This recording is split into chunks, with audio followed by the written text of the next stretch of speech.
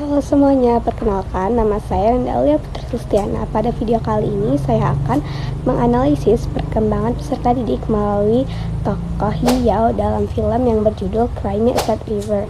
Analisis ini akan menggunakan teori perkembangan dari Jean Piaget, Erik Erikson, Lawrence Kohlberg, serta mengkaji perkembangan sosial dan emosional yang dialami tokoh tersebut. Baik, saya akan menjelaskan mengenai profil tokoh yang saya analisis. Jadi tokoh yang saya analisis ini adalah Hiyao, tokoh utama dalam film Cry Me a Sad River. Hiyao merupakan seorang remaja perempuan yang diperkirakan berusia 16 hingga 17 tahun dan juga masih duduk di bangku sekolah menengah atas. Hiyao berasal dari keluarga dengan kondisi ekonomi yang sederhana. Hiyao tinggal bersama ibunya yang bekerja keras untuk memenuhi kebutuhan hidup mereka. Namun hubungan Hiyao dengan ibunya ini kurang harmonis dikarenakan komunikasi yang terbatas dan seringnya terjadi konflik di antara mereka. Dalam kehidupan sehari-hari, Hiyao menghadapi berbagai tekanan.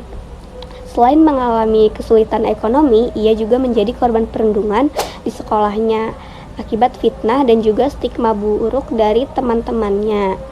Kondisi tersebut membuat Hiyao mengalami berbagai masalah sosial dan emosional yang mempengaruhi perkembangannya sebagai seorang remaja. Selanjutnya, saya akan menganalisis perkembangan Hiyao berdasarkan teori perkembangan kognitif dari Jean Piaget. Berdasarkan teori perkembangan kognitif Jean Piaget, Hiyao berada pada tahap operasional formal, yaitu tahap perkembangan yang umumnya dimulai pada usia sekitar 11 tahun ke atas. Pada tahap ini, individu sudah mulai mampu berpikir secara abstrak, logis, dan juga hipotesis. Kemampuan tersebut terlihat pada Hiyao ketika ia mampu memahami situasi sosial yang kompleks serta memikirkan dampak dari berbagai peristiwa yang terjadi dalam hidupnya. Misalnya, Hiyao menyadari bahwa perundungan yang ia alami tidak hanya mempengaruhi perasaannya saat itu, tetapi juga mempengaruhi hubungan sosial, harga diri, dan masa depannya. Ia juga sering merenungkan ketidakadilan yang terjadi dalam hidupnya serta mempertanyakan mengapa dirinya mengalami perlakuan yang berbeda oleh lingkungan di sekitarnya. Kemampuan untuk berpikir kritis, memahami sebab akibat, dan juga melakukan refleksi diri menunjukkan bahwa Hiyao telah berada pada tahap operasional formal menurut Piaget. Nah, selanjutnya saya akan menganalisis perkembangan psikososial Hiyao berdasarkan teori Erikson. Menurut Erik Erikson, Hiyao berada pada tahap identity versus role confusion, yaitu tahap perkembangan remaja yang ditandai dengan pencarian identitas diri. Tugas perkembangan pada tahap ini adalah untuk membentuk konsep diri yang positif dan memahami siapa dirinya dalam lingkungan sosial. Namun, proses tersebut tidak berjalan optimal pada diri Hiyao. Hal ini terlihat ketika Hiyao terus-menerus menerima label negatif dari lingkungan sekitarnya.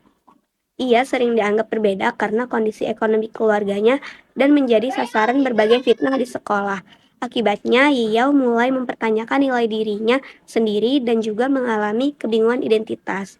Konflik psikososial yang dialaminya semakin berat karena ia tidak memperoleh dukungan yang cukup dari keluarga maupun teman sebayanya. Dalam beberapa adegan, Yeo tampak menarik diri, merasa sendirian, dan juga kehilangan kepercayaan terhadap orang-orang di sekitarnya.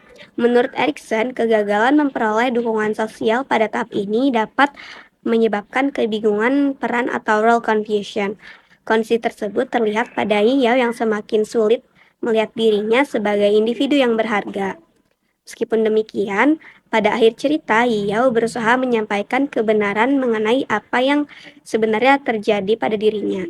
Tindakan tersebut menunjukkan upaya untuk mempertahankan identitas dirinya di tengah tekanan sosial yang berada. Setelah memahami perkembangan identitas Xiao, berikutnya saya akan membahas perkembangan moralnya berdasarkan teori Lawrence Kohlberg. Menurut teori perkembangan moral Lawrence Kohlberg, Xiao menunjukkan karakteristik yang berada pada tingkat konvensional, khususnya tahap orientasi anak baik atau good girl orientation. Dalam berbagai situasi, Xiao lebih banyak mempertimbangkan hubungan dengan orang lain dan keinginan untuk diterima oleh lingkungan sosialnya. Ia berusaha menjaga hubungan baik dengan orang-orang yang berarti dalam hidupnya. Meskipun sering menerima perlakuan yang tidak adil, Yao tidak memilih untuk melakukan tindakan yang merugikan orang lain sebagai bentuk balas dendam.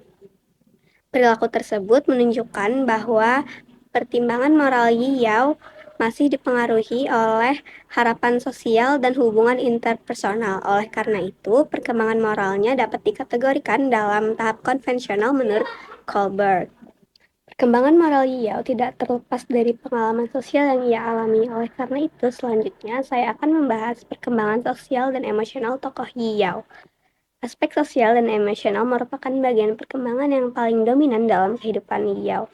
Dalam keluarga, kebutuhan fisik Yao memang berusaha dipenuhi oleh ibunya, namun kebutuhan emosionalnya belum terpenuhi secara optimal. Hubungan yang kurang hangat membuat Yao tidak memiliki tempat yang aman untuk mengekspresikan perasaannya. Dalam hubungan dengan teman sebaya, Yao mengalami penolakan sosial yang cukup serius. Ia menjadi korban perundungan verbal, pengucilan sosial, dan fitnah yang merusak reputasinya di sekolah. Menurut teori perkembangan sosial remaja, penerimaan teman sebaya memiliki peran penting dalam pembentukan harga diri. Karena terus mengalami penolakan, Yao menunjukkan gejala rendahnya self-esteem atau harga diri. Dari aspek emosional, Yao mengalami kesulitan dalam mengelola tekanan yang dihadapinya. Ia menunjukkan emosi sedih, marah, kecewa, dan juga putus asa secara berulang. Hal ini menunjukkan bahwa kemampuan regulasi emosinya terganggu akibat tekanan lingkungan yang berlangsung dalam waktu lama. Kasus Yao membuktikan bahwa bullying tidak hanya berdampak pada hubungan sosial, tetapi juga dapat memengaruhi kesehatan mental dan perkembangan emosional remaja secara keseluruhan. Berdasarkan hasil analisis, Yao merupakan remaja yang berada pada tahap operasional formal menurut Piaget, tahap identity versus role confusion menurut Erikson, dan tahap moral konvensional menurut Kohlberg. Perkembangannya dipengaruhi oleh berbagai faktor seperti kondisi keluarga, hubungan dengan teman sebaya, serta lingkungan sosial yang kurang mendukung. Melalui tokoh Yao, kita dapat memahami pentingnya dukungan keluarga, lingkungan sekolah yang positif, dan perhatian guru dalam membantu peserta didik berkembang secara optimal baik secara akademik maupun psikologis. Oleh karena itu, guru perlu memiliki kepekaan terhadap kondisi emosional dan sosial peserta didik, bukan hanya berfokus pada pencapaian akademiknya. Selain itu, kasus Yao juga memberikan pelajaran bahwa perundungan atau bullying dapat memberikan dampak yang sangat besar terhadap perkembangan remaja. Bullying tidak hanya memengaruhi prestasi belajar, tetapi juga dapat menurunkan harga diri, mengganggu kesehatan mental, dan menghambat perkembangan identitas diri peserta didik. Dari kasus ini dapat disimpulkan bahwa setiap peserta didik membutuhkan lingkungan yang aman, dukungan sosial yang positif, serta sosok dewasa yang mampu memahami dan mendampinginya ketika menghadapi masalah. Apabila guru menghadapi peserta didik dengan karakteristik seperti Yao, terdapat beberapa strategi yang dapat dilakukan. Pertama, guru perlu membangun hubungan yang hangat dan penuh empati dengan peserta didik. Dengan adanya hubungan yang baik, peserta didik akan merasa lebih nyaman untuk menyampaikan permasalahan yang sedang dihadapinya. Kedua, guru perlu melakukan observasi terhadap perubahan perilaku peserta didik, seperti yang menjadi lebih pendiam, menarik diri dari lingkungan sosial, sering terlihat sedih, atau mengalami penurunan prestasi belajar. Perubahan-perubahan tersebut dapat menjadi tanda bahwa peserta didik sedang membutuhkan bantuan. Yang ketiga, guru harus menciptakan lingkungan belajar yang aman dan bebas dari perundungan.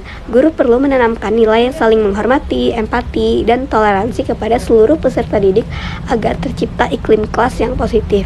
Yang keempat, guru perlu bekerja sama dengan orang tua dan guru bimbingan konseling untuk memberikan dukungan yang lebih menyeluruh kepada peserta didik yang sedang mengalami kesulitan. Dengan menerapkan strategi tersebut, guru dapat membantu peserta didik berkembang secara optimal baik dari segi akademik, sosial, maupun emosional.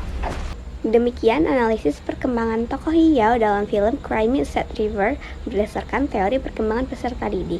Melalui kisah Yao, kita belajar bahwa di balik perilaku seorang peserta didik seringkali terdapat berbagai pengalaman dan juga perjuangan yang tidak terlihat secara langsung. Oleh karena itu, sebagai calon pendidik, kita perlu menjadi pribadi yang lebih peka, empatik, dan mampu menciptakan lingkungan belajar yang mendukung perkembangan setiap peserta didik. Terima kasih telah menyimak video ini. Mohon maaf apabila ada kesalahan. Semoga analisis yang saya sampaikan dapat menambah pemahaman kita mengenai pentingnya peran lingkungan dalam perkembangan peserta didik.